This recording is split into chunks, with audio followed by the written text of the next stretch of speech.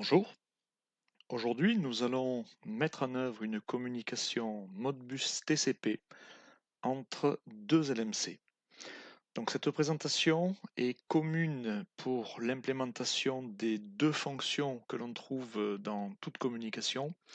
La fonction serveur qui va être la plus simple et la fonction client.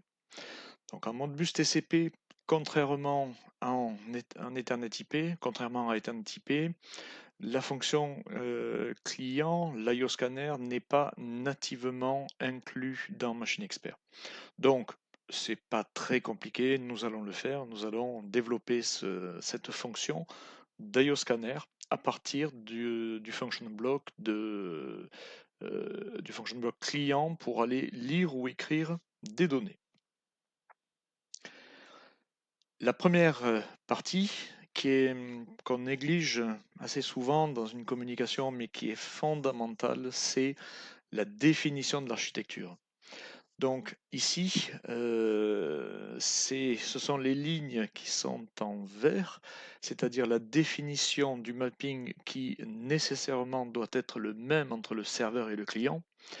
Alors ici, c'est bien évidemment une évidence puisque nous développons les deux côtés de la communication.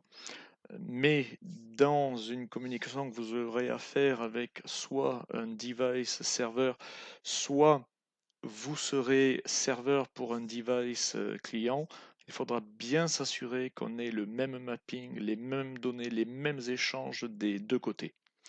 Donc, dans cet exemple, j'ai choisi de travailler uniquement avec les fonctions read et write holding register. En Modbus, c'est ce que l'on appelle les function code 03 et function code 16. Pour les autres, les read coil, etc., en 2022, on n'utilise plus, hein. On fait directement des échanges read write holding register.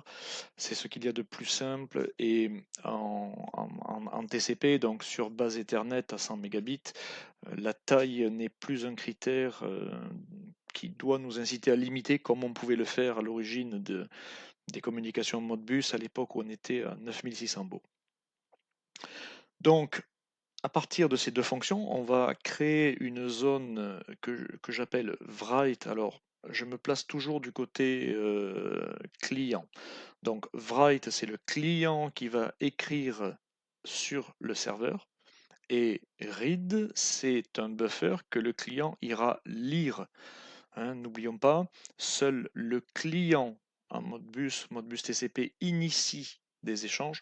Le serveur est passif, il ne fait qu'écouter ou répondre. Enfin, il répond tout le temps, il écoute, il répond tout le temps. Mais quand il reçoit un function code 03, il envoie les données que lui demande le client. Quand il reçoit une requête FC16 write holding register, il prend les données, il met à jour son buffer. Donc, un buffer des adresses 1 à 64 pour l'écriture et un buffer des adresses 65 à 128 pour la lecture. Deux buffers continus, c'est assez pratique. J'utilise souvent ce principe-là d'échange dans une communication en mode bus TCP. Je vais utiliser donc un LMC Pro 2 qui aura la fonction client avec l'adresse IP 120 et un LMC Echo qui sera le serveur à l'adresse 111. Voilà, donc important quand on commence ce genre de programme de bien poser, d'avoir bien en tête, d'avoir les idées claires sur ce que l'on va faire. Et enfin, pour conclure ce slide, nous allons utiliser la librairie Modbus Handling qui contient à la fois les function blocks pour la fonction serveur et pour la fonction client. Donc, nous allons commencer par la fonction serveur qui est la plus simple. Alors, je vais utiliser en parallèle deux instances de Machine Expert et je vais volontairement partir de la page blanche pour créer ces projets. Donc, un projet vide LMC Echo, dans lequel je vais ajouter le function block, la librairie. Nous allons voir que l'aide en ligne relative à ce function block Modbus TCP Server est très bien faite. Elle nous donne vraiment ce qu'il faut utiliser. Nous allons créer une structure de pilotage pour utiliser ce function block et comme nous le verrons dans l'aide en ligne, il ne faudra pas oublier d'ouvrir le port 502 qui est le port classique en Modbus TCP dans le firewall. Et enfin, nous ferons une fonction de recopie pour que bien tout simplement le buffer de read, pour simplifier les choses, soit égal au buffer de write avec des données multipliées par 2. Voilà, c'est une façon simple d'implémenter finalement un écho de communication. Alors, donc, je vais créer un projet vide pour un LMC echo dans le dossier X en texte structuré et je vais appeler, donc j'ai préparé mon anti-sèche là pour ne pas perdre de temps à chercher les mots et les textes dont j'aurai besoin. Donc je crée ce projet vide.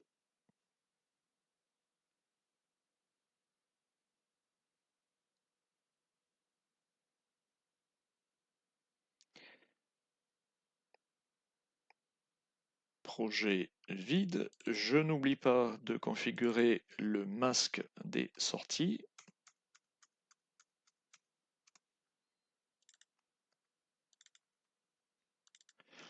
Voilà. Une tâche à 10 millisecondes pour le serveur, c'est très bien. Je garde ce paramétrage par défaut.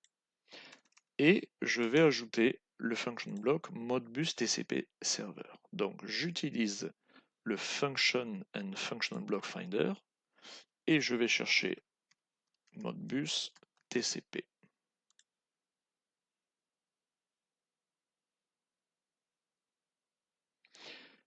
Alors, voilà, c'est celui-là dans la librairie Modbus Handling, librairie Schneider Electric. Donc, je l'ajoute comme ceci, ce qui permet d'ajouter automatiquement la librairie Modbus Handling. Une fois qu'il est là, donc je ne garde pas ce nom générique qui va me servir uniquement à déclarer le function block. Alors le function block, je vais l'appeler serveur 1. Voilà. Et je vais utiliser ce nom-ci pour l'appeler. Alors là, je vous montre la façon avec la façon que j'utilise, la manière dont j'utilise les function blocks avec beaucoup d'entrées et sorties comme ceci, c'est une façon de faire, on peut en trouver d'autres, et bon, je ne dis pas que c'est la meilleure façon de faire, je dis juste que c'est la mienne et j'y suis habitué. Donc, j'aligne les entrées-sorties du function block, hein, ce que j'ai appelé dans d'autres présentations l'écriture en contrepoint pour en faciliter la lecture et le remplissage. Alors toujours, ici je vais enlever le dernier espace, toujours dans une façon de programmer que j'aime bien, je vais créer une structure avec toutes ces données-là. Donc j'associerai systématiquement le function block avec la structure. Je vais créer une structure que je vais appeler une structure Modbus TCP Server. Voilà.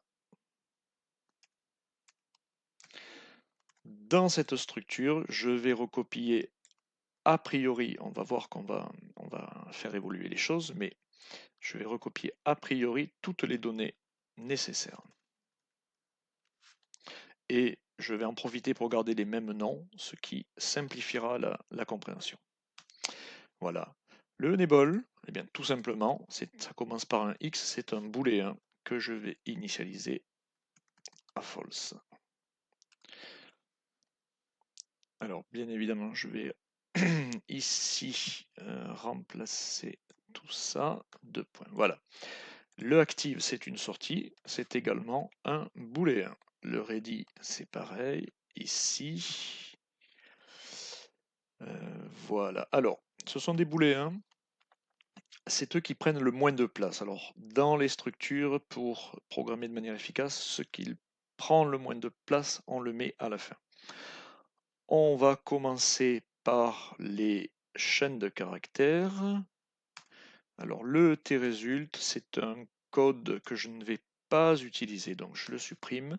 Je vais plutôt utiliser la variable string de résultat. C'est beaucoup plus visible. Donc, celle-ci sera une string de 80 bytes. Ensuite, je vais avoir une string pour l'adresse IP. Alors, celle-ci, je vais mettre 4 x 4, 16. Je vais mettre 32 bytes, ça devrait suffire. Et je vais l'initialiser. Alors, je vais ajouter une GVL. GVL Modbus TCP serveur.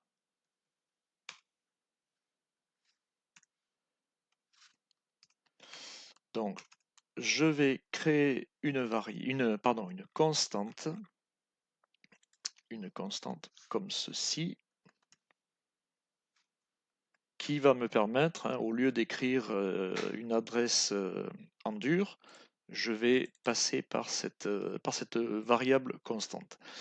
Donc ici, ça sera l'adresse du serveur. Donc, j'initialise ceci. Alors même la constante, je peux la mettre en 32, je ne dépasserai pas. Voilà, le port, donc le port c'est un uint que je vais initialiser à 502. Le numéro de port, il est constant. Quelquefois on utilise 501, mais c'est très rare. Ces adresses-là, je n'utilise pas. Je vérifie mon anti-sèche. Je n'utilise pas. Bon, j'avais créé une constante. Allez, je vais créer la constante. Le numéro de port. Ça sera plus propre. Donc le numéro de port. Ici, comme je vous ai dit, je ne vais pas utiliser ça, ni ça, ni ça. Le nombre de clients, ce sera un uint. Très bien. Je vais initialiser à 0. Voilà.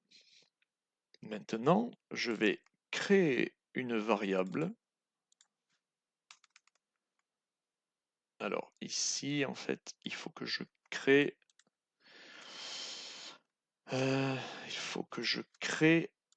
des constantes. Voilà. Et ici,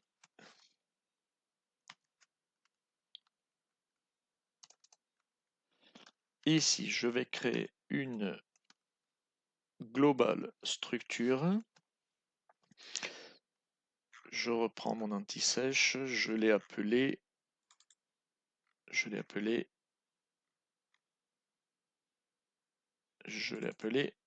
le serveur. Voilà. Voilà. Donc je vais créer cette structure-là qui sera du type serveur et je vais l'utiliser à présent pour compléter l'appel du function block. Je vais reprendre des séparateurs pour faire ressortir les choses importantes. Voilà. Donc, dans le main, le enable sera gst serveur ix enable. Alors je vais même partout copier gst modbus tcp serveur point. Voilà. Ici, donc, QX active. Ici, QX ready. QX error. L'adresse IP du serveur. Alors ça, je l'ai complété. C'est une string. S interface IP, c'est ici. Le numéro de port, je l'ai aussi. Serveur port. Ici, ce sont des choses que je n'utiliserai pas. Ici, je vais devoir l'utiliser pour les holding registers. Donc on va y venir. Mais cela, je peux le supprimer. Le ET-result, j'ai dit que je ne l'utilisais pas. La sortie string result, oui, je vais l'utiliser. Et le nombre de clients connectés. Nombre de clients connectés, voilà. Alors, ici, alors je triche un petit peu, mais voilà, donc je sélectionne le function block que je suis en train d'implémenter, F1, pour lancer l'aide en ligne. Voilà, et en fait, tout simplement, hein, j'implémente ce qui est ici dans l'aide en ligne. C'est très très bien fait. Voilà. Là, nous avons un exemple pour un tableau de booléen de coils, plus un tableau de Word pour les holding registers. Eh bien, nous allons faire plus simple que ça encore, uniquement le tableau de holding register. Alors, ici, voilà, c'est ici que j'ai une erreur. Ici, je dois mettre le tableau de holding register, le buffer. Et pour le serveur va voir directement mes deux zones. Hein, si on revient ici sur le mapping, le serveur verra un tableau continu avec mes deux zones de 64 mots. Je vais le créer. Alors, pour ce faire, je vais créer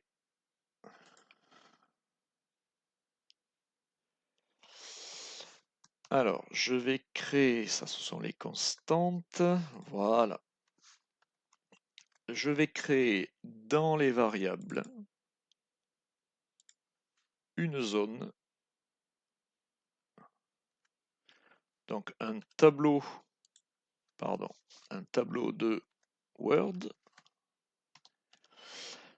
avec cette taille ici, et cette taille, je la définis par des constantes, comme ceci. C'est-à-dire que je vais avoir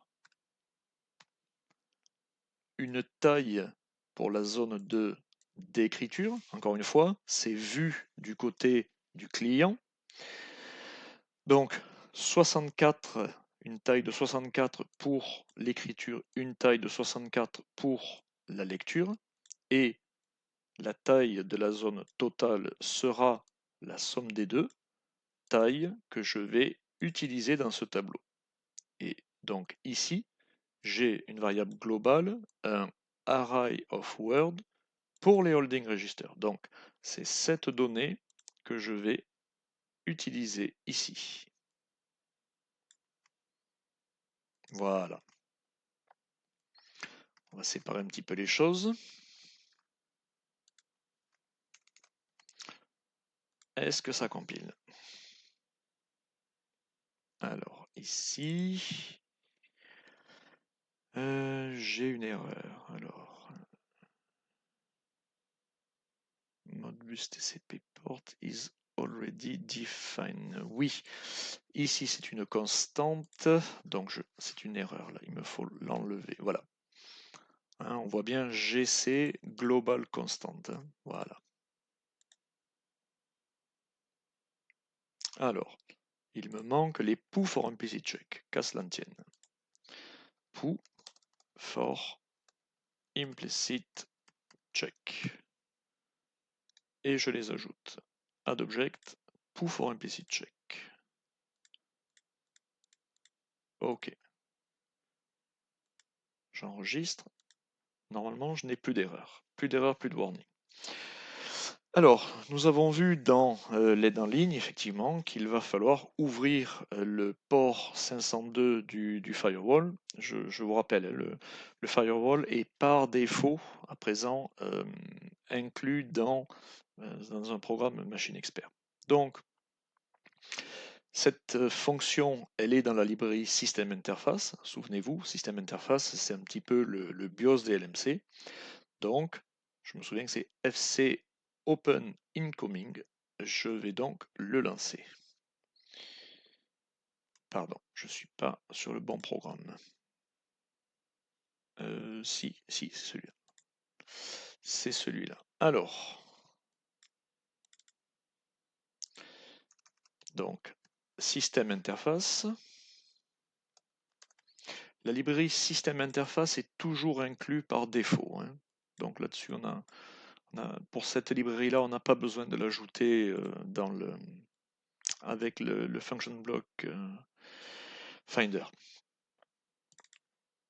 Alors, System Interface, FC, Open, et là je vais la trouver, Open Incoming Firewall Port. Voici. Maintenant que j'ai trouvé le nom, je vais utiliser le Input Assistant avec la touche F2 ou avec le clic droit de la souris. Donc F2 et dans le texte, je mets ceci pour avoir le prototype ou les paramètres d'appel de la fonction. Le namespace n'est pas obligatoire. Voilà, je le mets juste pour que ce soit un petit peu plus compréhensible, savoir d'où vient cette fonction.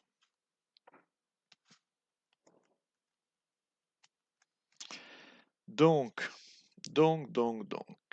Alors, on va faire un petit peu de mise en page.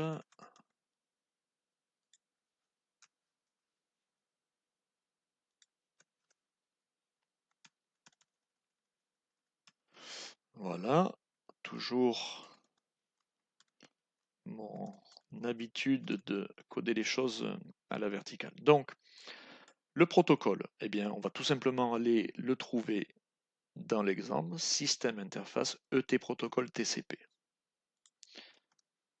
System Interface ET Protocol.tcp. Le port, nous l'avons vu, c'est le 502 et nous avons une constante définie pour cela. Ça permet donc, si on passe par des constantes ou des variables de paramètres, ça permet en cas de changement, on les change une fois et c'est répercuté partout. Source et destination, on va conserver ce qui est donné ici par l'exemple, ENI et ENI. On pourrait filtrer pour une adresse IP en particulier, ce serait plus restrictif, plus cybersécure. Ici, nous sommes dans un exemple. Le but n'est pas de faire une application industrielle. Bien évidemment, c'est une string, hein, S source. On pourrait très bien, si on voulait le réduire, on pourrait mettre 192, 168, 100, 100. Si par exemple, je voulais limiter l'accès au PC que j'utilise actuellement. Mais nous allons rester général. Voilà, et l'ouverture du firewall, on va le faire uniquement au démarrage. Donc on va créer une bascule RS, QX init firewall, une bascule RS, donc booléen que j'initialise à true.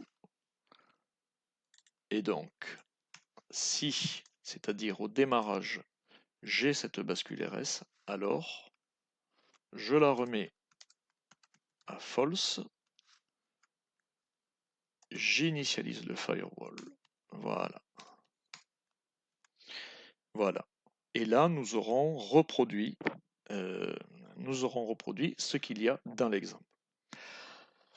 On va ajouter une fonction de recopie et nous aurons fini pour le côté serveur.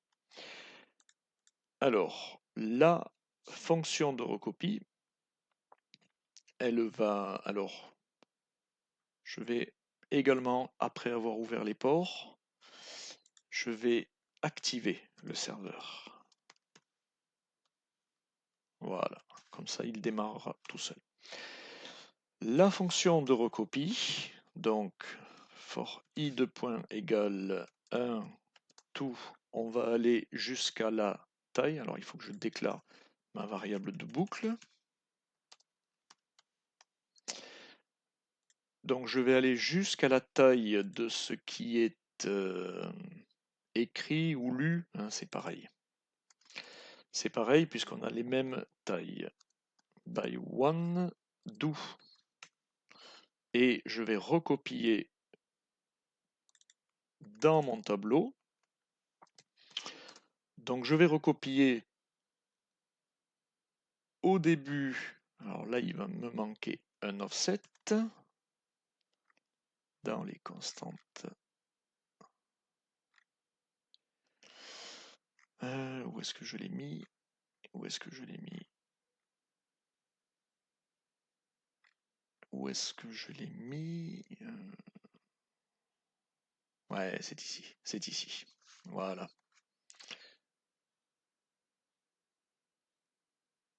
Ça sera pour le serveur. Non, je vais pas l'utiliser. Je vais pas l'utiliser côté serveur. Alors, je vais simplement dire que